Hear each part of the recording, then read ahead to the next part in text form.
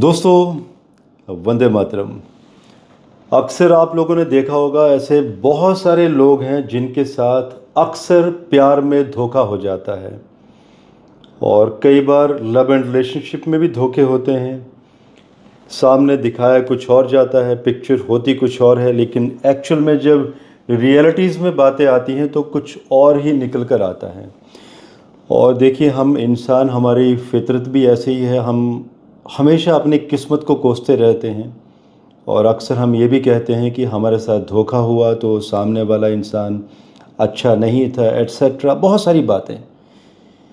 लेकिन देखिए, अगर आप समय रहते अगर आप अपनी कुंडली का विश्लेषण किसी एस्ट्रोलॉजर से करवा लेंगे, या मान लीजिए आपको ज्योतिष के बेसिक्स का अगर ज्ञान हो और कुछ ऐसे कॉम्बिनेशंस कुंडली में जिन्हें आप समझ सकें, तो आप ऐसे धोखों से बच सकते हैं। तो बेटर है कि इससे पहले कि आप अपने स्पाउस या पार्टनर की कुंडली का एनालिसिस करें, इससे पहले बेटर है कि आप अपनी कुंडली का शोध करें।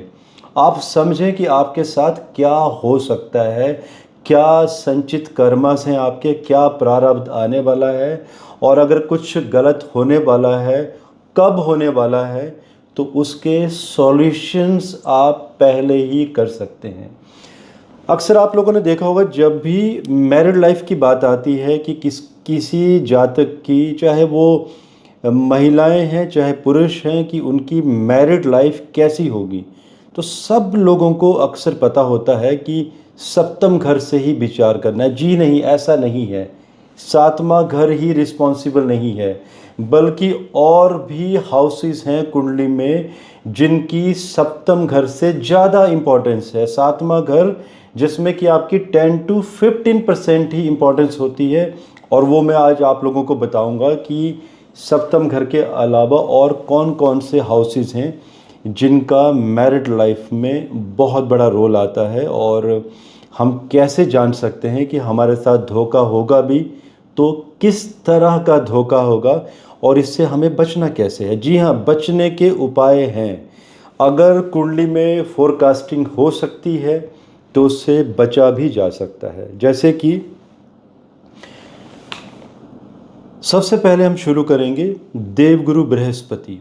कुंडली में ये जानना बहुत ज़रूरी है कि जुपिटर की पोजीशनिंग कहाँ पर है, क्योंकि देवगुरु बृहस्पति कारक हैं शादी के। शादी का सुख जुपिटर से ही देखा जाता है, सप्तम घर के कारक भी तो हैं वो। तो गुरु की पोजीशनिंग उन हाउसेस के साथ भी जिनके साथ शादी का संबंध बनता है, इसके साथ साथ शुक्र की पोजीशनिंग। अगर शुक्र आपका कुंडली में अच्छा नहीं है, जो कि बैड प्लेजर्स की तरफ इशारा करता है, और मंगल भी कहीं बहुत ज़्यादा एफ्लिक्टेड है, तो मान के चलिए सेक्स लाइफ में बहुत सारी परेशानियां आने वाली हैं। और देखिए, ज़्यादातर मैरिड लाइफ में 12th हाउस जब पीड़ित हो जाता है और बैड प्लेजर्स की कमी हो जाती है, तो शादियां टिकती नहीं हैं। अब देखिए, कोई रेयर केस होगा, एक्सेप्शन होगा, जहाँ पर लोग स्पिरिचुअल होंगे, तो ऐसे केसेस तो बहुत रेयर आते हैं। अब शुरू करते हैं सबसे पहले कुंडली के सेकंड हाउस से। देखिए, सेकंड हाउस, आप अपनी कुंडली को, जो भी आपकी कुंडली है, उसका जो सप्तम घर है, 7th हाउस, उसको आप जस्ट आपने एक इमेजिनेशन करना है। इमेजिन कीजिए कि वो लगन है आपके पार्टनर का, उसको आप एसेंडेंट मान लीजिए। अब देखिए, उसको अगर आप एसेंडेंट मानेंगे तो कुंडली का सेकंड हाउस क्या हुआ। सेकंड हाउस से विचार नहीं करेंगे तो सोचिए कितनी बड़ी परेशानी आ जाएंगी। कुंडली का जो सेकंड हाउस होता है वो सप्तम घर से अगर आप गणना करेंगे तो वो कुंडली का अष्टम घर हुआ आपके पार्टनर की तरफ से अगर आप विचार करेंगे। और अष्टम घर क्या दिखाता है? कॉन्स्पिरेसीज, षड्यंत्र। और अगर आप लगन से देखें तो वो कुटुंब भी है, और अष्टम घर मांगल्य भाव भी है, कि आपके पार्टनर का मांगल्य भाव, आपके पार्टनर की स्ट्रेंथ, उसके रिलेटिव्स एंड उसकी धन दौलत। और मान लीजिए अगर सेकंड हाउस एफ्लिक्टेड है मेलफिक प्लैनेट्स के साथ, राहु का मान लीजिए प्रभाव है वहाँ पर, या केतु का, और केतु शुक्र की अगर बाई चांस वहाँ पर युति हो जाती है और शनि की भी वहाँ पर कुदृष्टि पड़ती है, तो क्या कहता है ये? आपको ये दिखाया जाएगा कि पार्टनर बहुत रिच है एंड उसके पास बहुत सारी हिडन एसेट्स हैं। शादी से पहले आपको यही पता चलेगा। जब आप लव एंड रिलेशनशिप में, प्यार में भी होंगे, तो यही मालूम होगा कि आपके पार्टनर के पास 100 एकड़ की ज़मीन है, लेकिन जब शादी हो जाएगी तब आपको मालूम चलेगा कि 100 एकड़ तो दूर की बात, आपका पार्टनर रेंट पे रहता है। देखिए, ये बात अलग है कि किसके पास कितनी दौलत है, कम है, ज़्यादा है, कोई बड़ी बात नहीं है। अगर कपल्स की कुंडली में स्ट्रेंथ है और अगर आपस में प्यार बना हुआ है तो वो बहुत बड़ा एम्पायर भी खड़ा कर सकते हैं। लेकिन बात आ रही है धोखे की, कि धोखे में किसी को रखना नहीं चाहिए। और जब आपकी कुंडली में ऐसे कॉम्बिनेशंस होंगे तो डेफिनेटली आपके साथ धोखे जरूर होंगे। सेकंड हाउस और भी बहुत कुछ कहता है, लेकिन थोड़ा सा हम इस वीडियो को शॉर्ट करेंगे। चौथा घर क्या कहता है? फोर्थ हाउस की गणना करना बहुत ज़रूरी है। मंगलिक का भी विचार तो ऐसे ही तो होता है ना कि आपका first house, fourth, seventh, eighth, twelfth, लेकिन मैं मंगलिक सेकंड हाउस पे भी मैं कंसिडरेशन अक्सर देता हूँ। अक्सर लोग मंगल से ही विचार करते हैं मांगलिक का, लेकिन मैं शनि से, सूर्य से, राहु से और केतु से भी विचार करता हूँ कि इन घरों में इन 5 मेलफिक ग्रहों का कहीं प्रभाव तो नहीं है। अगर है तो कितना है? षड बल में स्ट्रेंथ कितनी है? अगर स्ट्रेंथ बहुत ज़्यादा है तब तो ठीक है, अगर कम है तो मान लीजिए भाव बल कम हो गया है, तो उस भाव से संबंधित परेशानी है। चौथा घर अगर पीड़ित है तो क्या हुआ ये? सप्तम घर से अगर आप लगन मानिए और अगर आप फोर्थ हाउस को देखते हैं तो वो आपके पार्टनर का करियर, उसका रोजगार, व्यवसाय।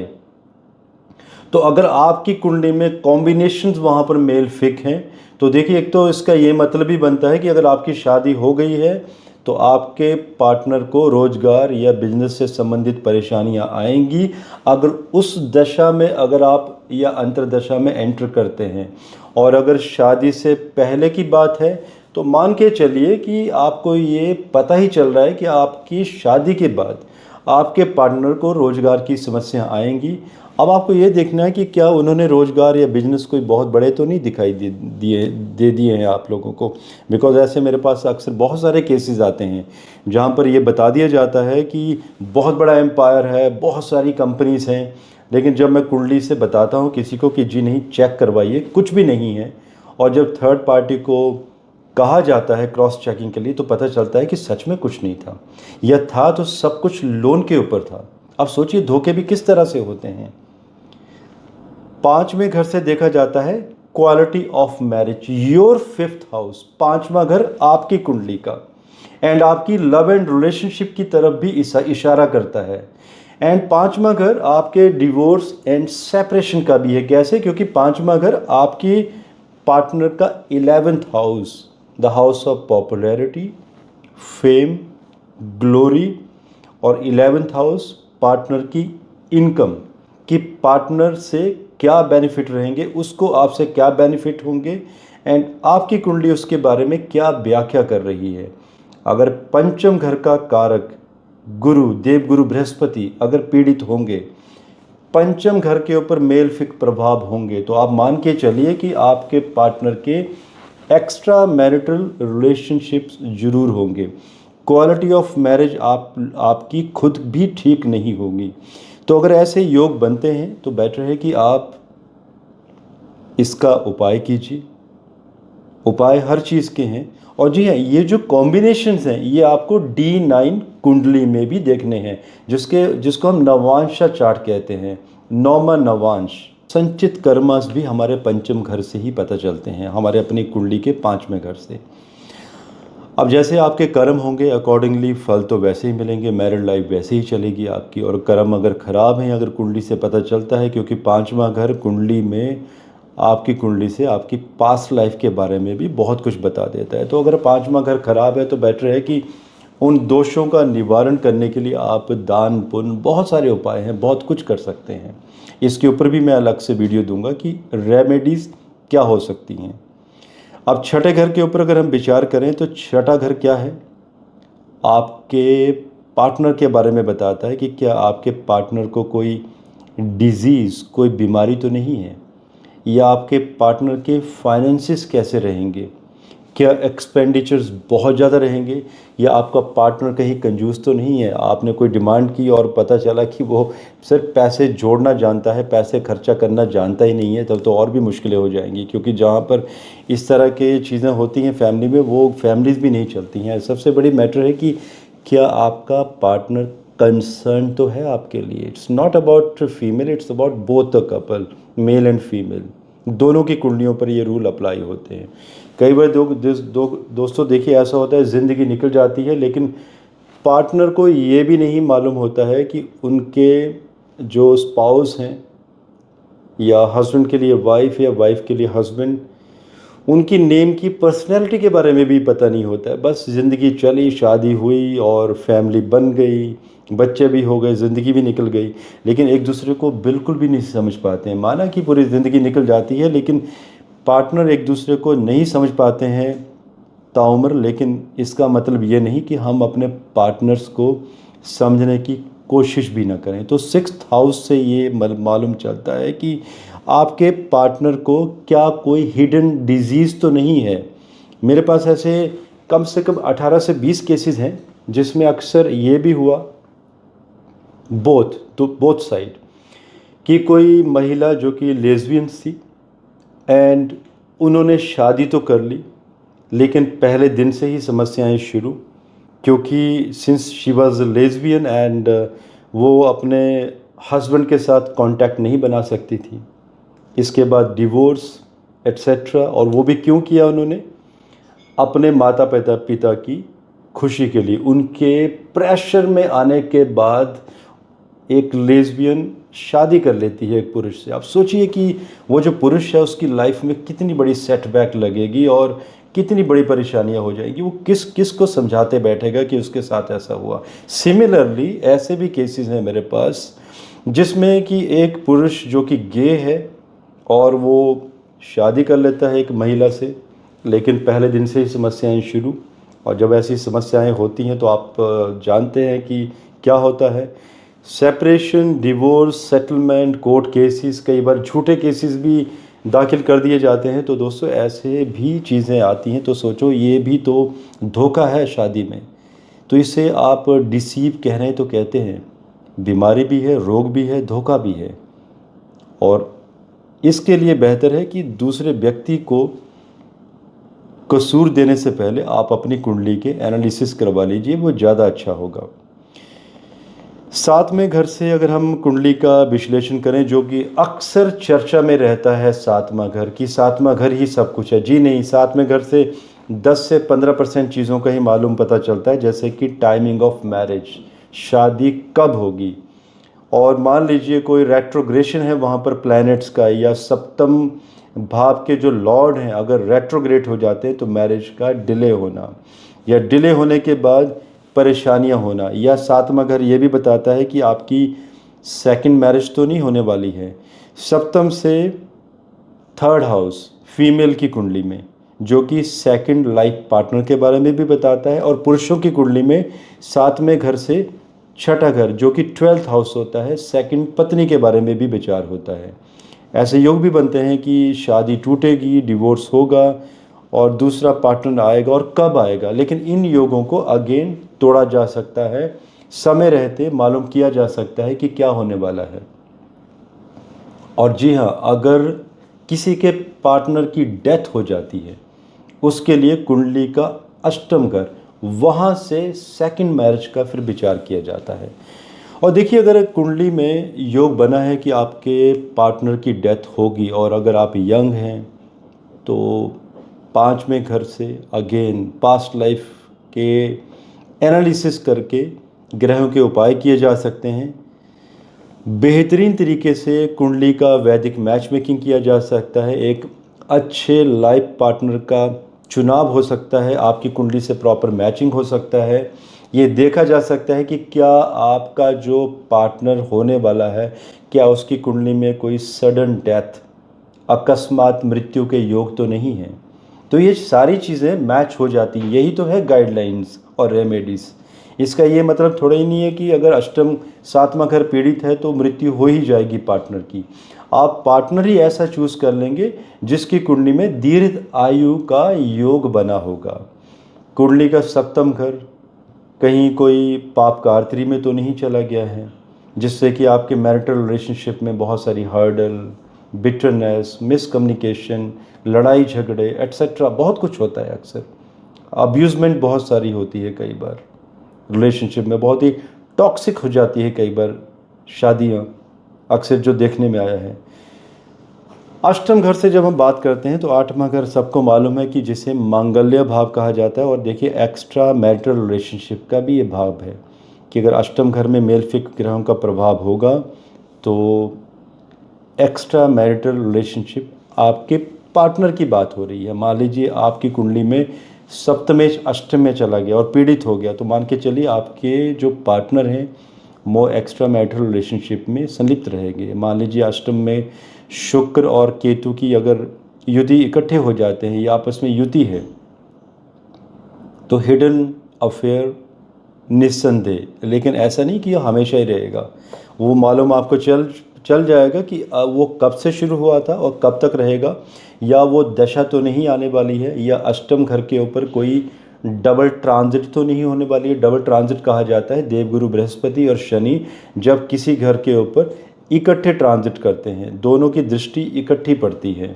और ऐसे फिनोमिना आते रहते हैं हर 2 वर्ष के बाद, क्योंकि देवगुरु बृहस्पति और शनि गुरु एक वर्ष एक राशि में भ्रमण करते हैं, शनिदेव जी 2.5 वर्ष, तो आपस में इंटरकनेक्शन डबल ट्रांजिट का अक्सर बनता रहता है। तो 8वें घर से, जिसमें कि मान लीजिए कि 6ठे घर का लॉर्ड अगर अष्टम में चला गया है और 8th का लॉर्ड अगर 6 में चला गया है और अगर कारक मंगल की इनके ऊपर दृष्टि पड़ती है तो भी ये एक्स्ट्रा मैरिटल रिलेशनशिप की तरफ इशारा करता है। और आपके पार्टनर की लॉन्गेविटी के बारे में भी यहीं से विचार होता है।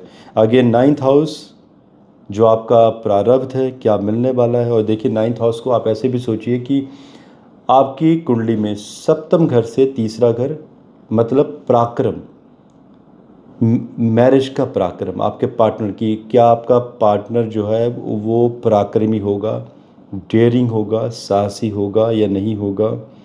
एंड ज़िंदगी के अच्छे और ऑस्पिशियस इनऑस्पिशियस इफ़ेक्ट्स यहीं से पता चलते हैं। तो अगर ये हाउस कमज़ोर है तो मान लीजिए आपका पार्टनर डेयरिंग नहीं होगा। अगेन धोखे में ये पता करना है आपको कि वो प्रिटेंड क्या कर रहे हैं, क्या दिखा रहे हैं, क्या सच दिखाई दे रहा है वहाँ पर, यह आपकी कुंडली बता देगी। और सामने वाले की कुंडली से आप पूरा स्कैन कर सकते हैं अपने पार्टनर को, अगर आपके पार्टनर की कुंडली आपके पास है, कि एक्चुअल में उनकी पर्सनैलिटी क्या है। 10th house professional status and आपकी शादी का 4th हाउस भी तो हुआ। 4th हाउस भी पीस एंड प्रोस्पेरिटी, शांति व्यवस्था बने रहना शादी में। और मान लीजिए 4th हाउस में मैंने ऐसे बहुत सारे कॉम्बिनेशन देखे हैं, मतलब सप्तम से 4th, आपकी कुंडली का 10th हाउस। मैंने जब भी मंगल और शनि की वहाँ पर युति देखी है, या मान लीजिए राहु या सूर्य जिसकी डायरेक्शन स्ट्रेंथ बहुत कम हो जाती है, सूर्य जब 4th हाउस में चले जाते हैं, केतु का कोई प्रभाव 10th में आ जाता है, तो ऐसे केसेस में पार्टनर की डेथ होना तय है, या सेपरेशन, या मैरिज में पीस नहीं रहता, या जो पार्टनर होगा वो एक एक्स्ट्रा मैरिटल रिलेशनशिप के साथ साथ एक एक्स्ट्रा फैमिली चला रहा होगा। अब डिपेंड करता है कि किन राशियों में वो प्लैनेट्स हैं, किन नक्षत्रों में हैं, तो क्या वो पार्टनर के लिए डेथ लेके आते हैं या पार्टनर की एक एक्स्ट्रा फैमिली बनाते हैं। अगर वाटरी साइन में है तो समुद्र या नदी के किनारे, अर्थ साइन में है तो ये बताता है कि पार्टनर की जो फैमिली होगी वो स्टेबल होगी। वो आपको तो छोड़ सकता है आपकी फैमिली को, लेकिन अपनी जो दूसरी फैमिली है उसे नहीं छोड़ेगा। अगर वायु राशि में है तो मीन्स आवागमन दोनों तरफ चलता रहेगा। और केतु का अगर प्रभाव है तो कभी पार्टनर आपका पकड़ में नहीं आएगा, पूरी ज़िंदगी तक पता नहीं चलेगा कि वो 2 से 3 फैमिली भी उसने बना के रखी थी। तो इसलिए जो हमारे साइन होते हैं, earth sign, fiery sign etcetera, ये बहुत कुछ बता देते हैं हाउसेस के बारे में। 11th हाउस जो कि मेन हाउस जिसे मैं बहुत स्ट्रॉन्ग कंसिडरेशन देता हूँ आपकी कुंडली का, जिसमें कि कुंडली में बैड प्लेजर्स के बारे में विचार होता है, सेक्स लाइफ के बारे में। क्योंकि सेक्स लाइफ कमज़ोर होगी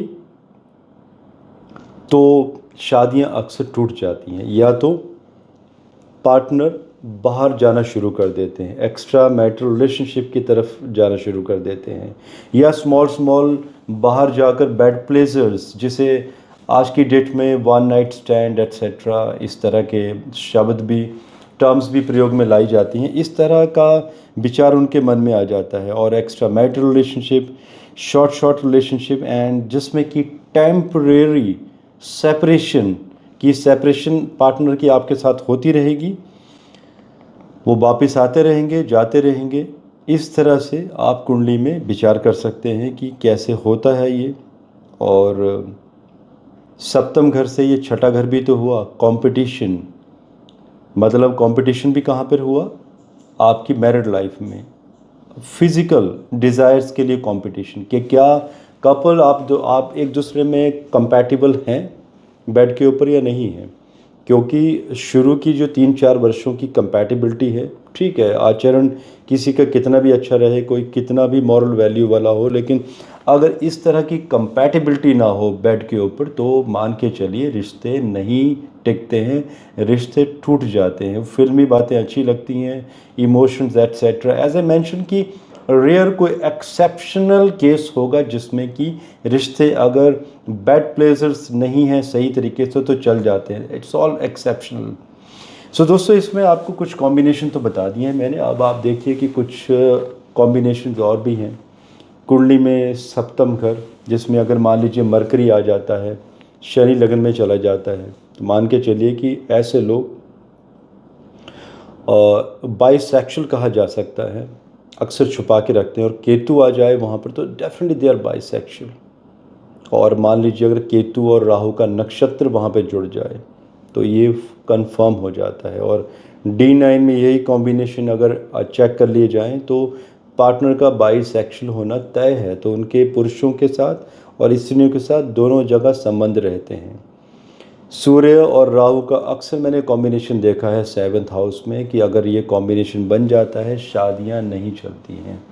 अगेन उपाय हैं इन चीज़ों के, वक्त रहते। अगर गुरु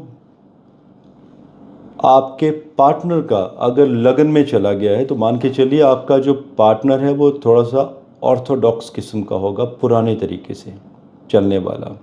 उसे आजकल के ज़माने की चीज़ें पसंद नहीं आएंगी, कुछ ज़्यादा ही ऑर्थोडॉक्स पार्टनर होते हैं ऐसे।